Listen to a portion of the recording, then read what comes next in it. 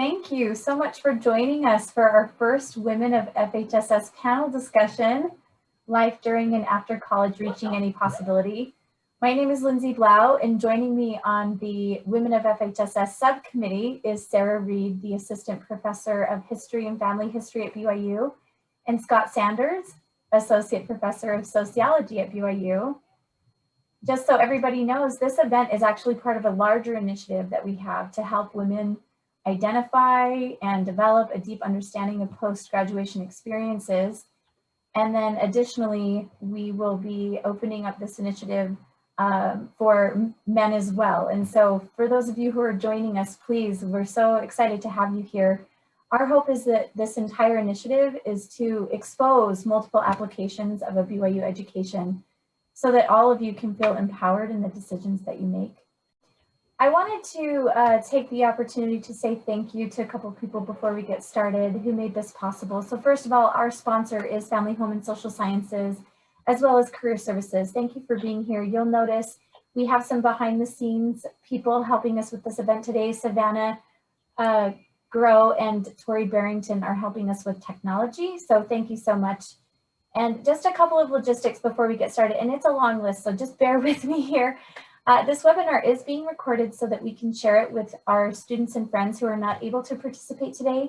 So we've elected to use this Zoom format that will allow us to have breakout rooms. So as best as you can, please make sure that your mics are on mute. Thank you, thank you. We also ask that maybe you turn your cameras off only so that we can display this like it's a webinar. However, feel free to turn your cameras back on during the breakout sessions. For our agenda today, we'll first do an introduction of our panelists, and then Scott Sanders will lead a discussion with Dr. Hayley Pierce, who will present current research and trends for our women graduates. We'll then go into our breakout sessions where panelists will answer the questions that you're all here to hear about, which is juggling life, work, success, and finding fulfillment, and how women can thrive by sharing what's helped them personally identify and pursue additional opportunities post-graduation. We'll most likely assign you to breakout sessions, and we'll also record and post the discussions in case you want to attend multiple conversations. However, if you have a certain panelist that you'd like to hear from, please individually chat Savannah. So Savannah, can you wave if there? Yes. And she'll assign you to the panelist of your choice. The breakout sessions will end at noon, and we're not planning on joining as a group after that, so just feel free to log off at the end of that experience. So without further ado, welcome panelists. We're so excited to have you speak with our students today, and we would love if we could maybe get started with an introduction from yourself. Dr. Pierce, can we start with you? Sure. I'm Hayley Pierce. I'm an assistant professor in the sociology department here at BYU. This is nearly my third year here. I did my undergraduate degree and master's degree in sociology at BYU as well, so I am very familiar with the FHSS college. I did my PhD in demography at UC Berkeley. Mostly my research is about family, health, and gender, focusing on women and children. I'd be happy to talk more about that. But I'm married, have two boys, a 5-year-old and a 3-year-old. Usually you can find us outside doing anything. Thank you, Hayley. Christy? Hi, Christy Taylor. So I'm currently a technical developer at Nike, and believe it or not, they used to have the fashion design program in the FHSS college. So that's why I'm part of this group. I, let's see, have a bachelor's in fashion design from BYU, and I've spent the last since '96, so you can add that up. I've either been a stay-at-home mom or had my own business working out of the home, like my own design company. And then the last 15 years I've been at Nike. So I have 4 kids, a 23-year-old daughter and a 21-year-old daughter, both at BYU, Idaho, and then boy-girl twins that are juniors in high school. So, and 2 cats, which you'll probably hear scratching at the door. So, thank you. Thank you so much. Claudia?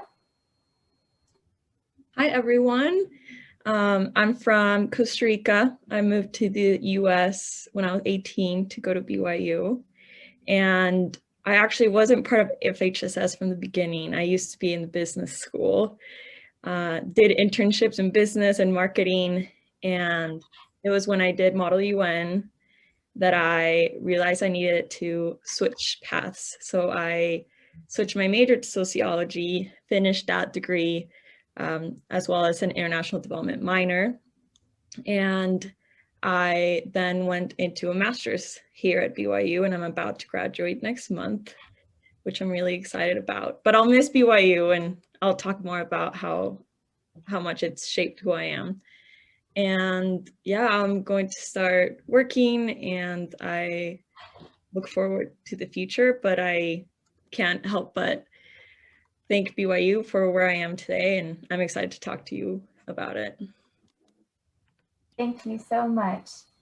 And I believe that Lonnie is running a little bit behind today. So when she comes, we will turn some time to her for an introduction. But for right now, let's go ahead and start the discussion part of this conversation. So I'll turn the time now over to Scott. I just also just want to thank Dr. Pierce for joining us. She is a distinguished and award-winning professor. She is a prolific scholar that does a lot of research on women and child health and well-being, as well as refugees. And she is a tremendous teacher. She teaches sociology of gender, as well as intro soc, and she just really does care about her students a lot. And so what she's going to be presenting today is right in her wheelhouse, and we're very grateful to have her. So I'm going to turn it over to the expert, and let's give the time to Dr. Pierce. Here we go. I'm going to share my screen. We'll get this all set up.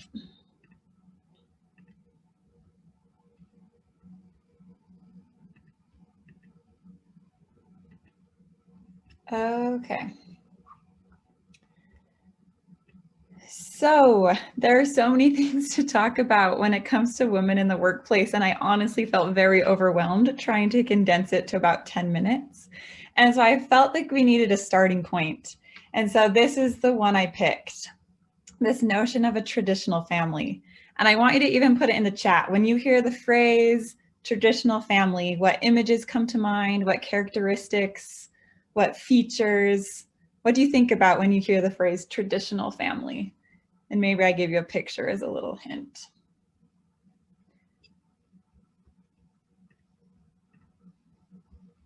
Now I can see this chat.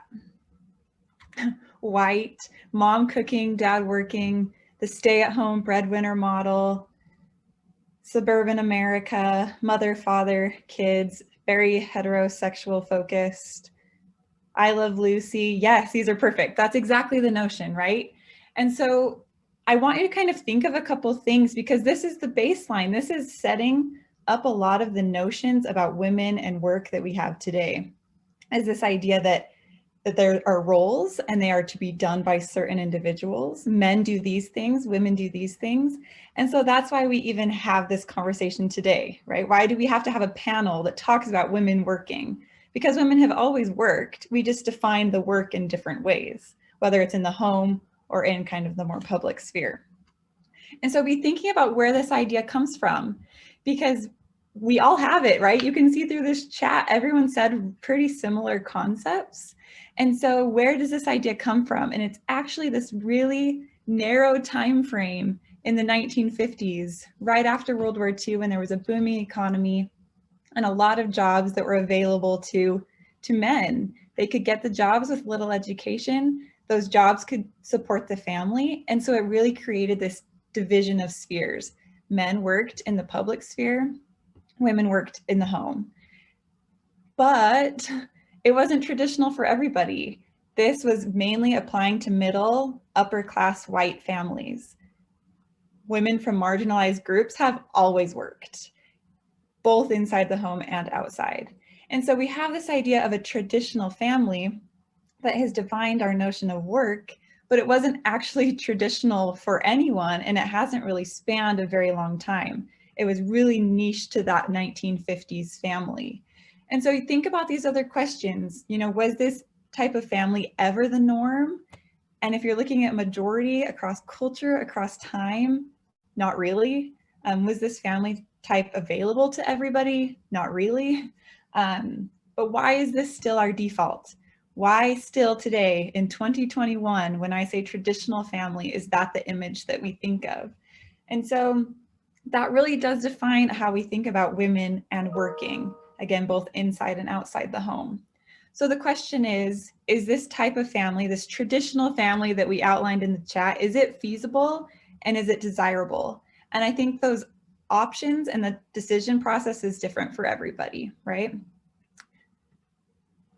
So we're going to go through some trends that are defining what is feasible, maybe more so than before. So you can see this is the labor force participation rates for women. You can see on the left is the 1950s. So this is that family that we're talking about, this really traditional breadwinner, homemaker division kind of relationship. Then you can see that pretty steady incline and then a stabilization over the last couple of decades. And so there's a lot going on here, right? You have an economic boom that is increasing the demand for the labor force. Pair this with civil rights, pair this with the feminist movement. There's a lot going on that's just creating a changing market. So we're going to talk about kind of some of the background features that are changing what work means for women. Because again, our notions go back to this division of labor, but it's not reality, right? It's not the most realistic outcome for people. And I'm going to show you a couple of reasons why. So here's the first. Can you even see that? Is that blocking that? Trends that affect women in the workplace. One is marital status. You can see this trend over time, again, starting with the 1950s on the left and coming to about 2020 now. You can see this kind of steady, though very slow decline in the percent of women that are married. Then you can see how much that varies by race. So the graph on the right is looking at the share of never married individuals, and it varies by race. And I'm not even getting into the effects of race and ethnicity and sexuality, right? There's so much more nuance than I'm even going to discuss here, but I'd be happy to answer questions in the breakout room. So one thing that is affecting labor force participation is that women are remaining single more often, which needs support, right? You need to support yourself. Another effect is that for those that do marry, they're getting married later in life. And you can see that median age of marriage just steadily increasing over the last couple of decades. And so even if you do get married, the average age is about 28, the median age is about 28, suggesting if you graduate at 18, don't get married till you're 28, that's 10 years where you are thinking about yourself, your own development, whether through education or a career. You need to support yourself, even if you get married at 28 and immediately exit the labor force. There are those 10 years where you will support yourself to some degree. That also delays childbearing for some. And so that's an important thing to think about. What are you going to do in those years if you do indeed want to exit the labor force when you have children? Educational attainment is another thing that affects women in the labor force. And you can see that women now get more bachelor's degrees than men do. And this is a relatively recent trend, but women, this is important, women will soon be the majority of college educated US workers. Women will be the majority of college educated US workers. That's something new, right? Women are electing to stay in school longer, and they're electing to pursue better paying careers. This is going to keep shifting what income and work means for women and for families. And so, again, this is a relatively recent shift. It wasn't until about the 1980s that that women were receiving more bachelor's degrees than men. And we know about the pay gap. We know about these other kind of segregations in occupations that are still suggesting there's a lot of work to do, a lot of barriers still to be broken. But this was a big one, right, in terms of gaining ground in education. I wanted to again mention that all of this varies by race and ethnicity and social class and sexuality and so many other intersections of identities that I'm not even skimming the surface. So this is just looking at educational attainment of those that are in the labor force, age 25 and older, so should have completed a degree if they're a traditional student. And you can see that varies by race and ethnicity. And again, we can go into it more, but just to remind you, this is just a narrow piece of the puzzle. Another feature that shapes the workforce is your income needs.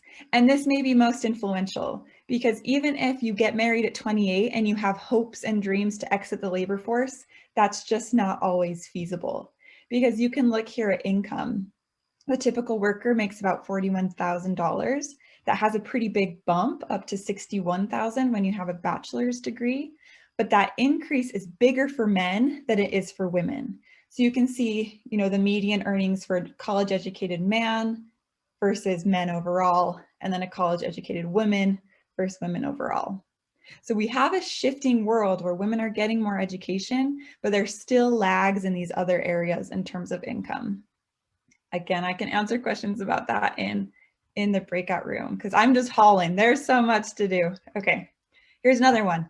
Dual earner families. So you have to think about not only what income do you need, but what is your partner's role? And so you can see this really steady, well, drastic and steady incline in dual earner families over the last little while. Over half of couples are dual earners, meaning they both contribute financially to the income outside of the home.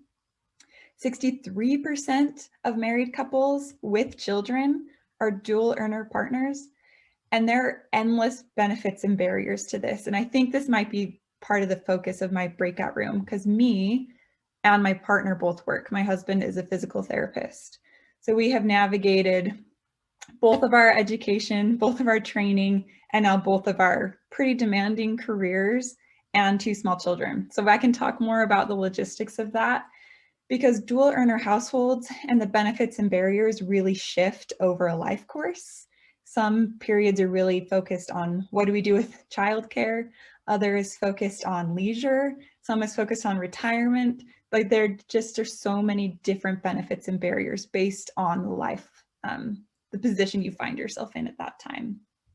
But again, dual earners are the norm these days, right? More than half. And so it's something you really have to think about. How are you going to navigate the care or the work that needs to be done at home versus the work that is done outside of your home?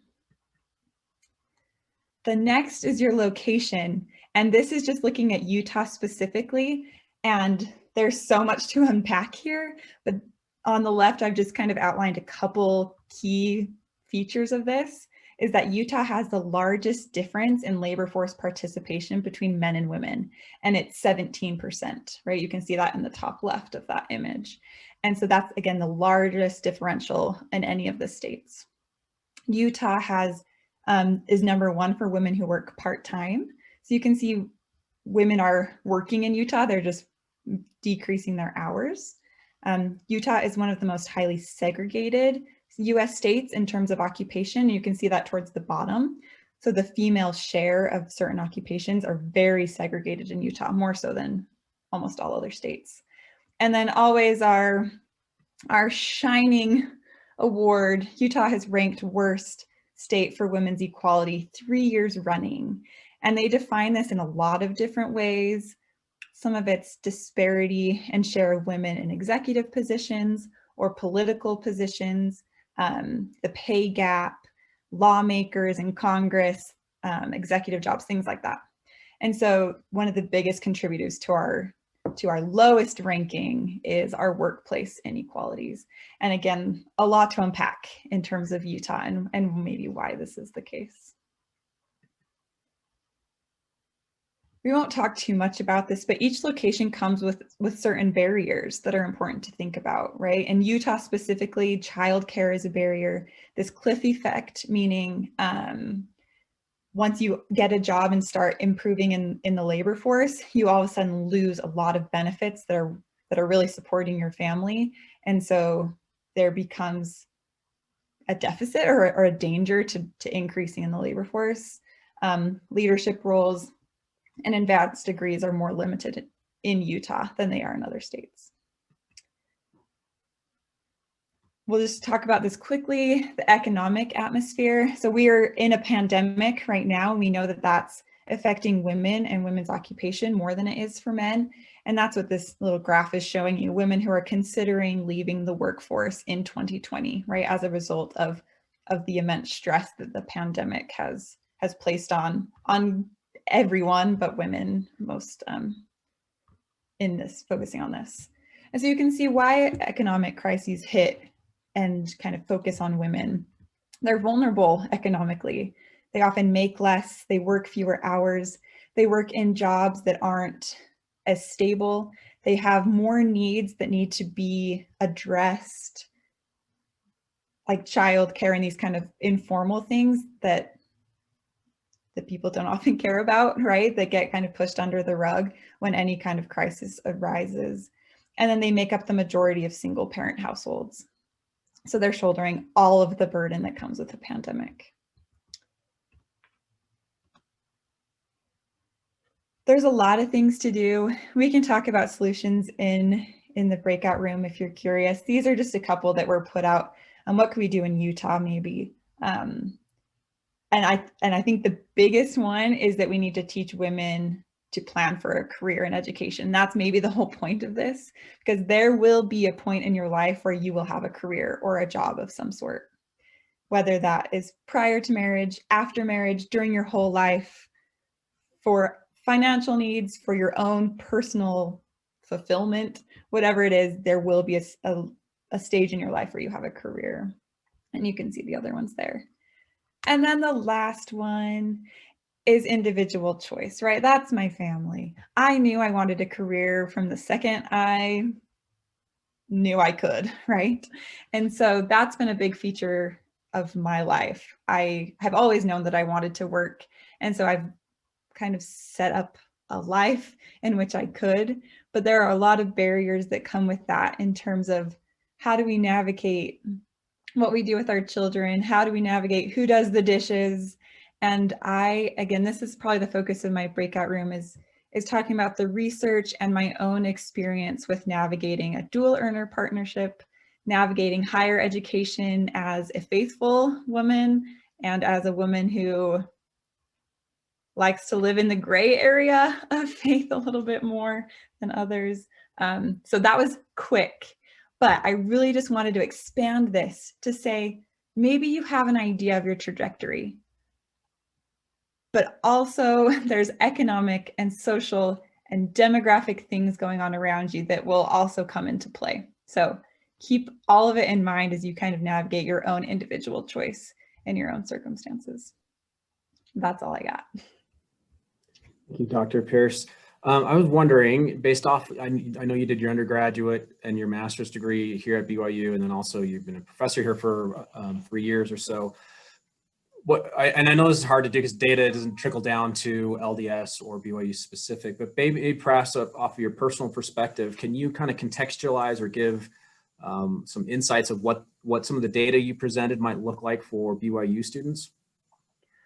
Oh, I wish I knew. If I were to guess, based on the students that come talk to me nearly every day, pre-COVID, right? Now it's on Zoom, but there are so many women asking this question, right? If I want to do more school, I want to have a career and I don't know how to do it with a partner, with the hopes of a partner, with the hopes of children, with religious pressure, with financial pressure. So I can't speak to numbers, but I can speak to the countless students that I talk to about this, that it's an important thing to think about. And we really need to remind people that you need to be prepared for whatever outcomes come your way. Thank you. Maybe I can turn this over to get some of the other panelists' perspective. Christy, Claudia, Christy, you've established professional career. Claudia, you're starting yours. What kind of insights or what were your takeaways from what Dr. Pierce presented, or what insights can you give from your own life that you saw in the data that Dr. Pierce presented? Christy, could we start with you? Yeah, I thank you so much for that presentation. I would have loved to hear that back in the, when I was at BYU. I will say, like, I grew up the oldest of 5 kids and 4 girls and a brother. And my dad raised all of us girls like, you do whatever you want. And if you want to go to college, like, his whole thing was work smarter, not harder. And I was fortunate enough, like, who I married valued me and my decisions. And I think too, in a way, my husband has gone through some of the similar things. He's Native American. And so where he's at, he's had those similar, like, trying to break, I don't know if it's the white ceiling or what, but like trying to break through some of that stuff. But I feel super fortunate because, like, when we were going through those years of like, how do we do childcare, and how do I work, and then how do you work, and what are we going to do? He worked at a hospital, and he worked nights, and that was the hardest, like, decision for him, but that was his sacrifice so that we could figure things out. And then because I'd been working and continued to work, he was able to go back and get his master's degree. So it's like a partnership. And I think that's where, I think internally forever, I've always been stuck in that 1950s family, or it's almost like, no, I'm not going to be that way because this is my life, but you still get judged, and you still get, people are like, oh, you work and you have 4 children. Like, when I took my job at Nike, I didn't tell anybody I had 4 kids. I just waited for it to come out. And I remember being on a business trip in China, and someone said, you have 4 children and you're here. And I was like, and you have 3 cats and you're here. How do you manage? And that just shut her up. But I'm like, we got to just stop. Like, everybody's different. Everybody's unique. Everybody just needs to figure out what their thing is. So yeah, but thank you for that. That's fantastic. Thank you so much. Claudia, do you have any insights? Definitely. Thank you, Hayley. Some of what you talked about, I really identify with. My mother never finished high school because she had a child when she was 16. It was not me, it was my brother. I came a few years after. And I've always seen her work. That's what I was used to. She was a single mother. And I understood the importance of work and the need to work, really, to support 2 children. And I always knew that that's something I wanted to do because I saw it in her. But, she would tell me, she would remind me, I can do anything I set my mind to. But she didn't really have many tools to give me in order to reach that. She didn't speak English. She was very, very busy, had to work, a lot of jobs in order to help us out, help my brother out.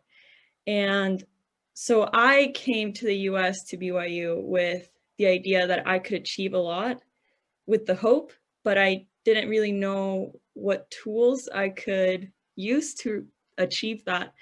And so I have been very blessed to find a lot of people, a lot of programs and classes and jobs that have helped me get to where I am today, because there is a lot of disadvantage that I've experienced, that others have experienced. Even just looking, at how much education Latino women get or how much they make compared to white males. there are a lot of barriers, but I found that we can always achieve more than we think, given that society might expect less. And I'm just excited to talk about that with some people. I want to talk about what has helped me get to where I am. And it will also be a room where I remind you that as a woman, you don't have to apologize for your success. You don't have to feel like you're an imposter if you're succeeding. And just different things like that. I think we can look at the tools that can help us, but we also just have to remind ourselves that there is a space for us in academia, in the professional, in the home, etc. So just thank you for presenting that. I think any of that can apply to a lot of us because we have experienced those things, but we're here now and we found success and we will continue to do so. Thank you so much. I know we've got the breakout room, so I'll turn it back over to Lindsay so we can move on. Thank you again to Dr. Pierce and Christy and Claudia, and so excited. Wish I could be in everyone's breakout room. So Lindsay. Thank you so much. Thank you so much for this. I'm really excited for the discussions that are going to happen here. I see Lonnie has joined us. Hi, Lonnie. We're so glad that you're here. I know you jumped on a little bit later, but from the discussion, we just wanted to give you an opportunity to introduce yourself quickly before we do breakout sessions. Awesome. Thank you so much. I apologize. I was having technical difficulties at my initial location, so I had to hurry and travel home so I could hurry and jump on. As Lindsay said, I'm Lonnie Higgins, and I'm a senior here at BYU. I'm also a non-traditional student. I've actually had the privilege of working with Dixie Stevenson and in the non-traditional student program. Basically what that is, just as an introduction, as some of you may not know, is that the non-traditional student program are students who are over the age of 30 who are currently doing their undergraduate degree. I've had an amazing opportunity, decided to come back to school after putting my husband through school, putting my kids through, their grammar schools, and decided to go back for myself. I had started my my associates, but never finished as I was a young mom. So it's a wonderful opportunity here to be with all of you, but it's an amazing journey. For those of you who are over the age of 30, who are close to there, who are considering themselves as non-traditional students with families, it's, one of the things, if I could share with anyone and everyone, is that it is so possible, and sometimes we get discouraged as we are doing our work here, trying to finish our own goals, accomplish our own goals, but it is doable regardless of gender. Whether you're a woman or a man, it's something that you can do. Yes, we do it a little bit differently because we do have families for the most part, but it is something that is achievable. Thank you so much, Lonnie. We appreciate you being here.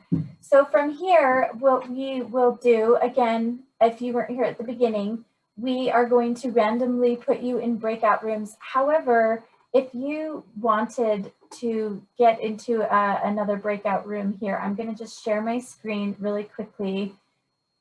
Please let us know which breakout room of your choice. In fact, will you let Savannah Gao know which breakout room? Let me just share my screen here real quickly. So here are the breakout room numbers. But from here, we're going to go ahead and assign you to a breakout room unless you otherwise let Savannah know.